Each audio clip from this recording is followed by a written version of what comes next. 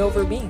That's been our identity the entire season. We all we need. It's a one-game season right now, and we got to carry it all over, and we got to be better. Carry it over on Tuesday, keep it going so we can get to the finals.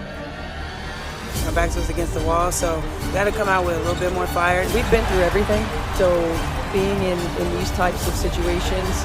All right. Hello, guys. Welcome back. Cordy here. And today, we've got to talk about something that a lot of Indiana Fever fans probably don't want to hear, but it needs to be said. I'm going to be 100% honest with you right now. No sugarcoating, no bullshit, just straight facts.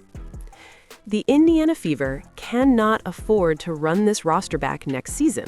They just can't. Financially, mathematically, however you want to break it down, it simply doesn't work. Now, I know that's going to upset some people, because when you look at this team, you see a group that has a ton of talent. You've got a generational superstar in Caitlin Clark, you've got a franchise big in Aaliyah Boston, and you've got one of the best scoring guards in the league in Kelsey Mitchell. On paper, it sounds simple. Keep everyone together and keep building. But the reality is, the salary cap doesn't give a damn about feelings. The numbers are what the numbers are. The math doesn't lie, and that shit can be brutal. So what I'm going to do today is break this down realistically. I'm going to estimate what these players are going to cost and show you why the Indiana Fever might have no choice but to make some really tough decisions. Let's start with the biggest name in this conversation, Kelsey Mitchell. I highly doubt Kelsey Mitchell is going to take a single damn dollar less than the Supermax, and honestly, she shouldn't. She's earned that right. She's been one of the best scorers in the league for years, and she just made all WNBA first team. Because of that, there's a very good chance the Fever use the core designation on her. That's basically the team's way of guaranteeing that she stays. And if they do that, it's almost certainly going to be attached to a Supermax deal. That number? Roughly $1.4 million per year.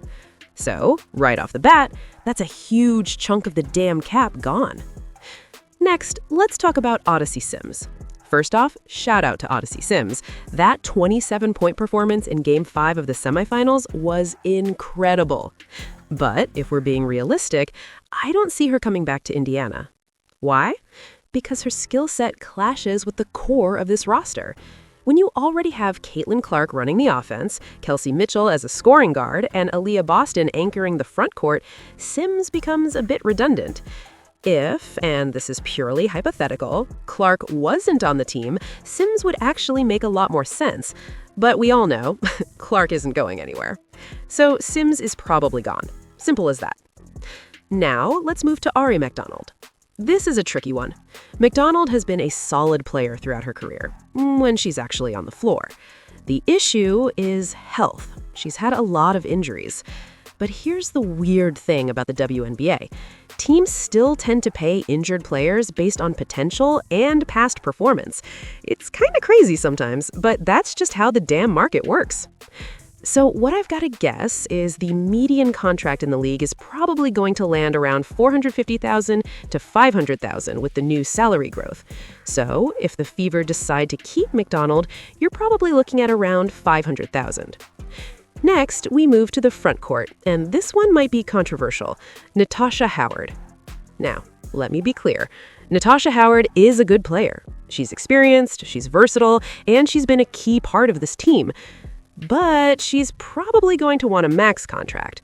And if we're being brutally honest, she's probably not worth the max anymore. But you know how free agency works. It only takes one damn team. Some team out there is going to offer her a big deal. My guess? Somewhere around $900,000. And here's the problem. I have a really bad feeling the Fever are going to try to bring her back anyway. That's where the money starts stacking up quickly. So then we've got Aaliyah Boston. Boston is a franchise cornerstone. She's not going anywhere, and she's absolutely going to command the max. That number is roughly $1.2 million. So if we tally things up so far, Kelsey Mitchell, $1.4 million, Natasha Howard, about $900,000, Aaliyah Boston, $1.2 million, Ari McDonald, about $500,000. We're already pushing $4 million, and we're not even halfway through the damn roster. Now, let's talk about two really important role players, Sophie Cunningham and Lexi Hull. Sophie Cunningham is not going to be cheap. She's a valuable wing who can shoot, defend, and bring toughness to a team. Someone in the league is absolutely going to offer her somewhere between $650,000 to $700,000. Now, maybe she takes a hometown discount to stay in Indiana, but even then, I don't see her signing for less than $500,000. Lexi Hull is interesting because she fits extremely well in the Fever system. She's a restricted free agent, which gives Indiana some control, but that might actually push her salary higher if other teams start making offers. Again, I think the lowest number you're looking at is around $500K. And then there's Caitlin Clark. Right now, Clark is still on her rookie scale contract, but with the new salary structure kicking in, that number is going to jump significantly. For the sake of this conversation, let's say she's around $500K for now. So now let's add this up again. Caitlin Clark, $500K. Lexi Hull, $500K. Sophie Cunningham, $500K. Aaliyah Boston, $1.2 million. Natasha Howard, $900K. Ari McDonald, $500K. Kelsey Mitchell, $1.4 million. That's 7 players already.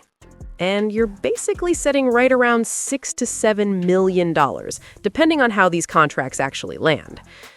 Which means something very important. You've essentially hit the damn salary cap.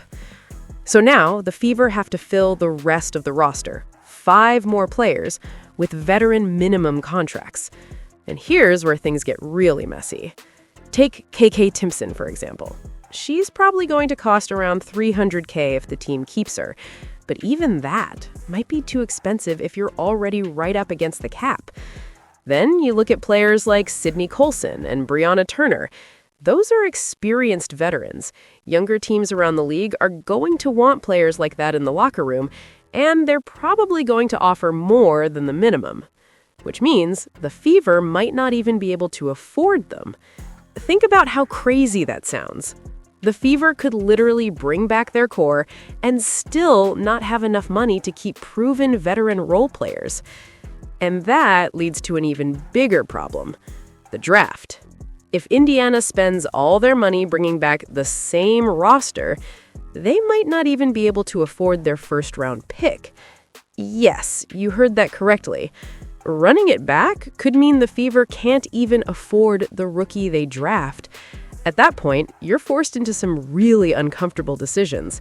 Do you core and trade Kelsey Mitchell? Do you let Sophie Cunningham walk? Do you move Lexi Hull? These are the kinds of choices that start appearing when the salary cap squeezes the hell out of you. And it gets even worse when you look ahead to 2027, because Caitlin Clark is going to be on a full max contract by then. If Clark, Boston, and Mitchell are all making max level money, even regular max, not super max, the math becomes almost impossible. You'd basically have to fill the entire rest of the roster with rookie contracts and veteran minimums. And that's exactly what the Phoenix Mercury tried to do recently, and it's incredibly hard to pull off, especially if you don't have elite scouting. And this is another concern for Indiana. The Fever have not exactly been known as one of the league's best scouting organizations.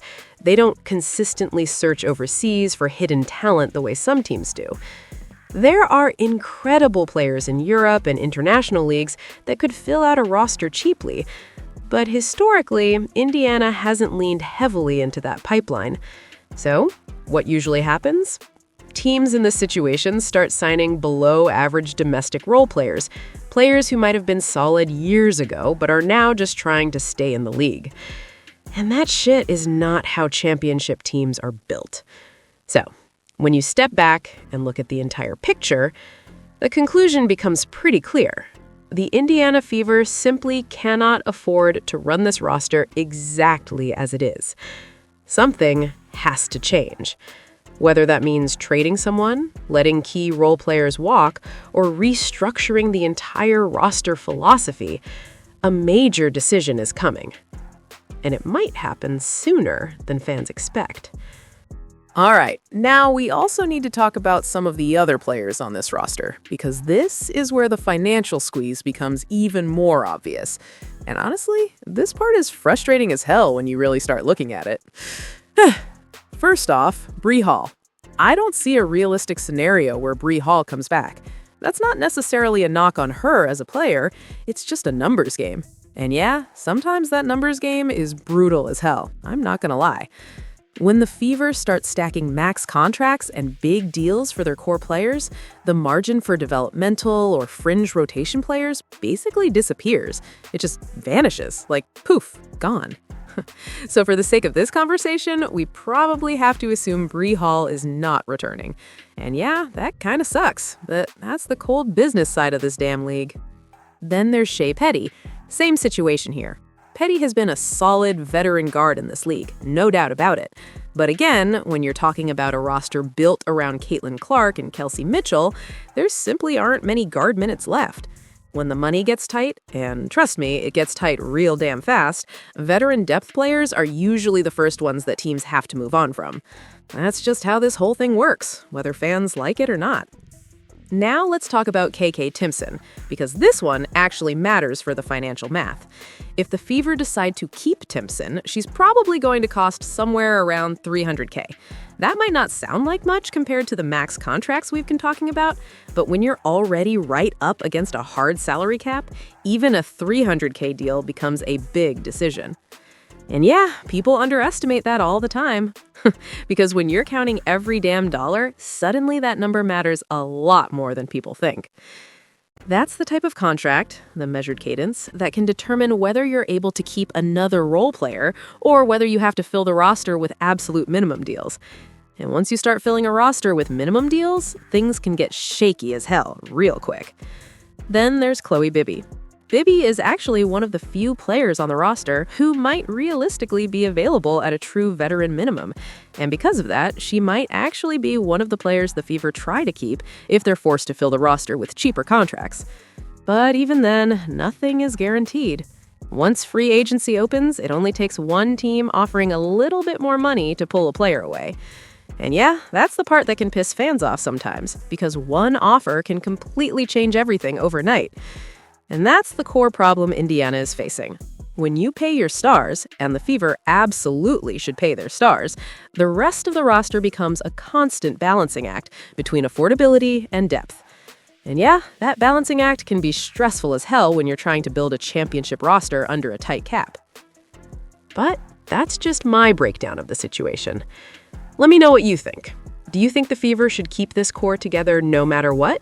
Or do you think it's time to make a big move before the salary cap forces their hand? Drop your thoughts in the comments. And if you enjoyed the video, don't forget to like and subscribe.